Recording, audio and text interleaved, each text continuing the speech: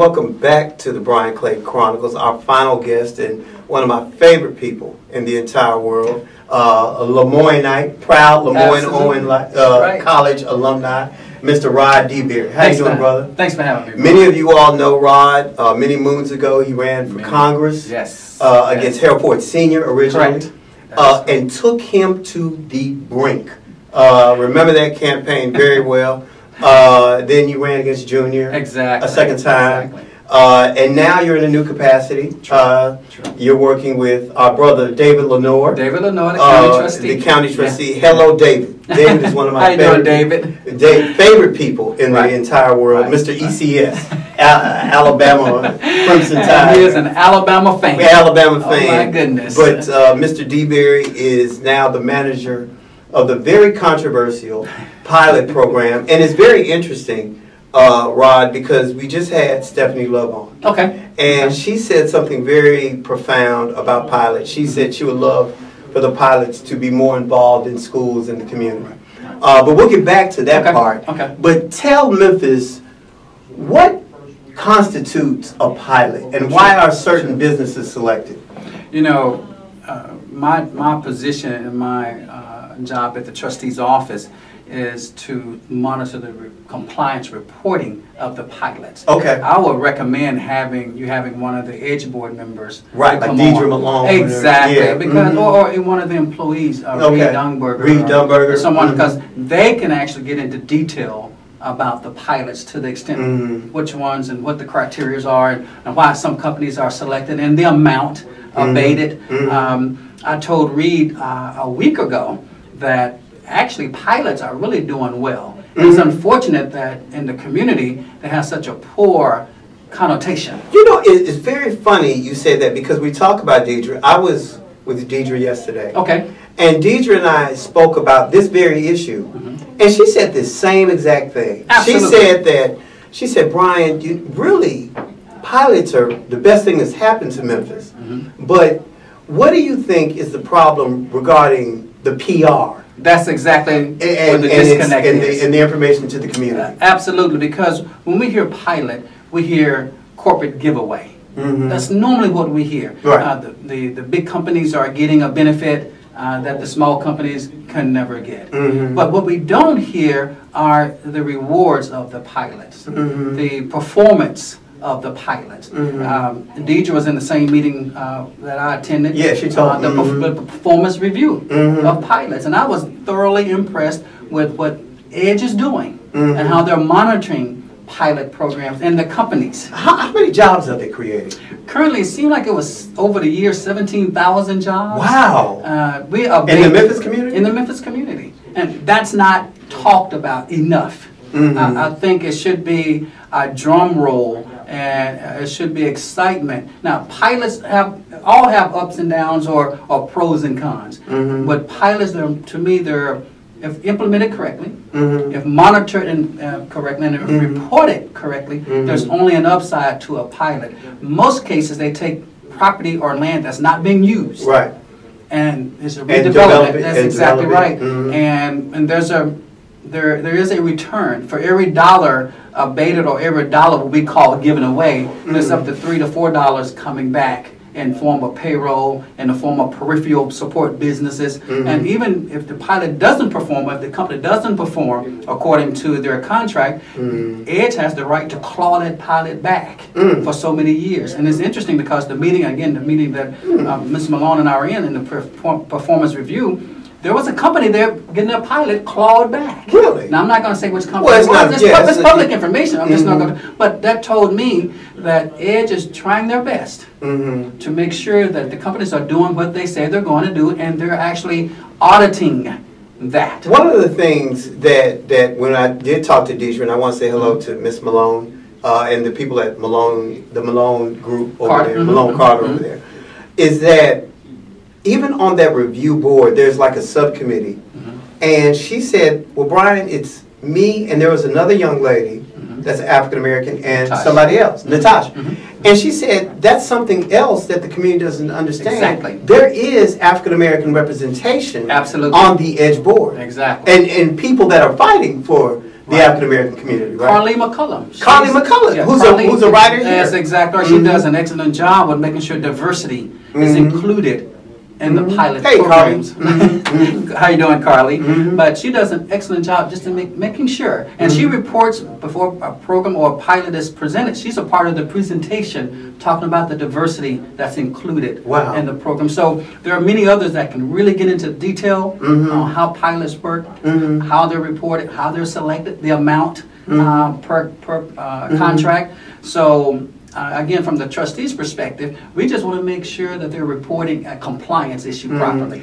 And one thing, and the information you're giving is fantastic, but let me say publicly, and being a media personality and what have you, we're not supposed to openly say, you know, our feelings about certain people.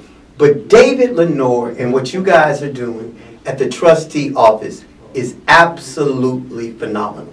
You all have some new programs that are going on as well, right? That is correct. Yes, one is been going on for the last few years, but it's widely known. They try to get out in the community, and it's called Project Home. Home Ownership Made Easy. Terica Lamb really has that program. She does a very good job with it.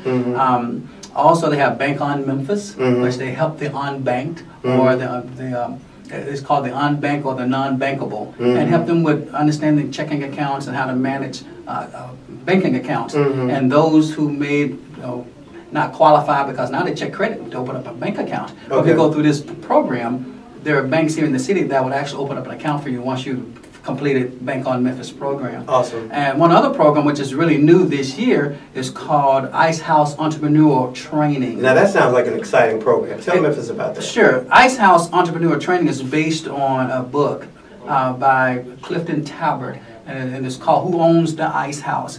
And Clifton Talbert, uncle, his name was Uncle Cleve, trained him when he was a boy in the Delta of Mississippi.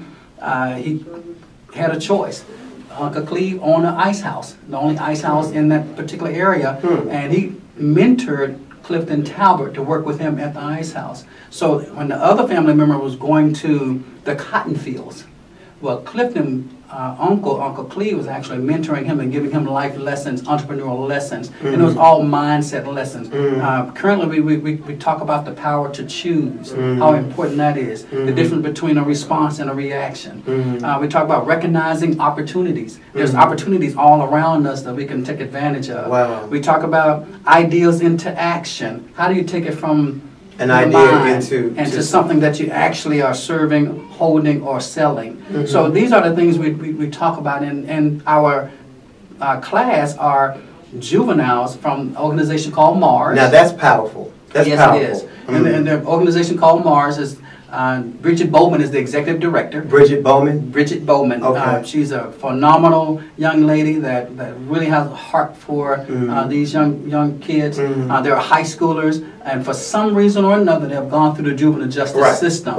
So, but they're seeing a new opportunity. New opportunity, and you'll be amazed of the creativity of these young kids when you talk about you can do whatever you want to do. And I bet you they got some phenomenal business ideas. Phenomenal, and I'm not going to share them here because you don't want somebody to listen. Exactly. So I want them to, over the time, develop those ideas. So we meet every Tuesday night from 5:30 to 7:30, and we talk about it. And we go. It's a curriculum-based program. It's Kauffman Foundation. So they stay on task certified, and all that. That's exactly. They have homework. They have readings, and reading the book is one, but they also have assignments to perform and complete before the next class. It's not easy, but it's really opening their minds up, and they're thinking, you know what? I can do more than what someone said I can do. That really coincides with what Stephanie was saying. She was saying that one of the things that she has a problem with regarding some of the Memphis City schools is that we just train our young people to sling boxes. Exactly. And it sounds like with your program, it's just the opposite.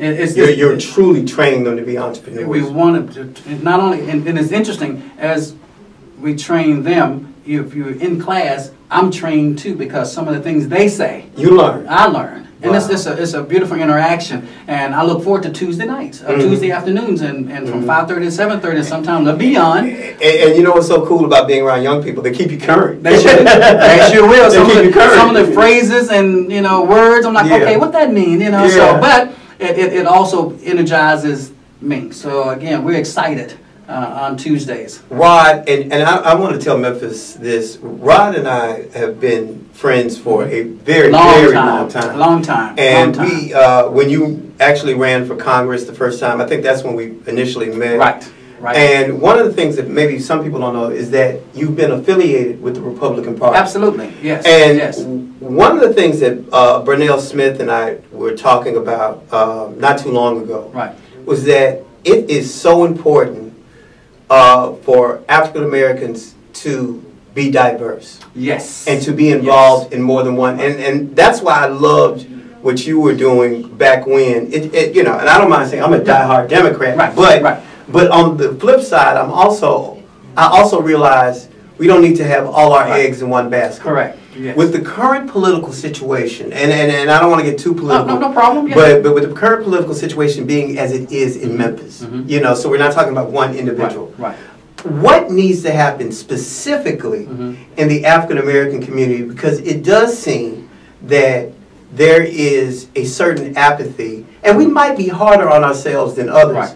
But what do you think needs to happen in our community quickly before we sign off here? No problem. I think as we develop Memphis and the surrounding area, one of the things we really need to do is create the path that we can create millionaires within our community. Yes, we do. How do we do that? And that's an interesting thing. It takes a very open community to do that. Government can play a role. I'm not sure they can lead it, but they can play a role. And I think the role that government plays is so important because companies would kind of follow that role if they kind of going back to the pilot. Exactly. Yeah. That's exactly right. So I think if we can create new millionaires. I know education is important. You got to have education sometimes just to make that happen. I do realize, but economics is tied to all of it. Yes, you can't separate. You cannot separate it. And if you do, and people now with bachelor's and master's and doctorate degrees looking for jobs. I know cats with law degrees exactly, but someone that can come up with a great idea or modify a current idea and sell it and make money. That's true economics, and that's what we want to do. And I think that would help Memphis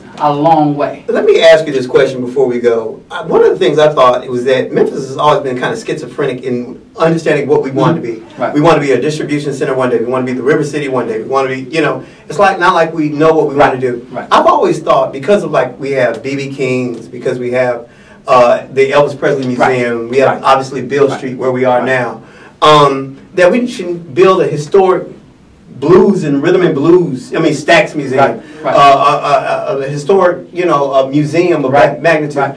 In your opinion, what do you think we need to latch on to so we can develop those ideas that you're talking about?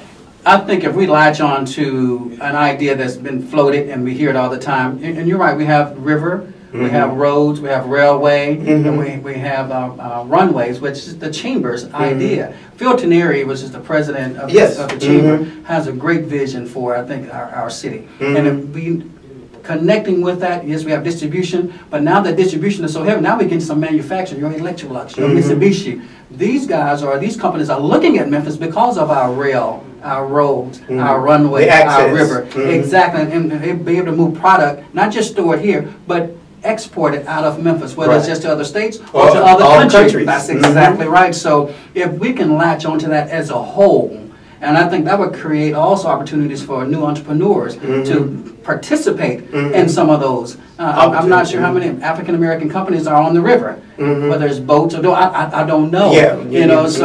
But I think if we can latch on and collectively and consciously connect with each other when it comes to the vision of the city, then I think we all benefit. Man, you got to come back. Would love to. You going to come back? Absolutely. This has been Rod DeBerry here with us from the trustee's office, and we want to thank you for watching the Brian Clay Chronicles. We will be back next week, obviously, with a host of individuals that will have a plethora of information. So, if I don't see you, good morning, good night, good day, and I'll see you next week on the Brian Clay Chronicles. Pow, pow, pow.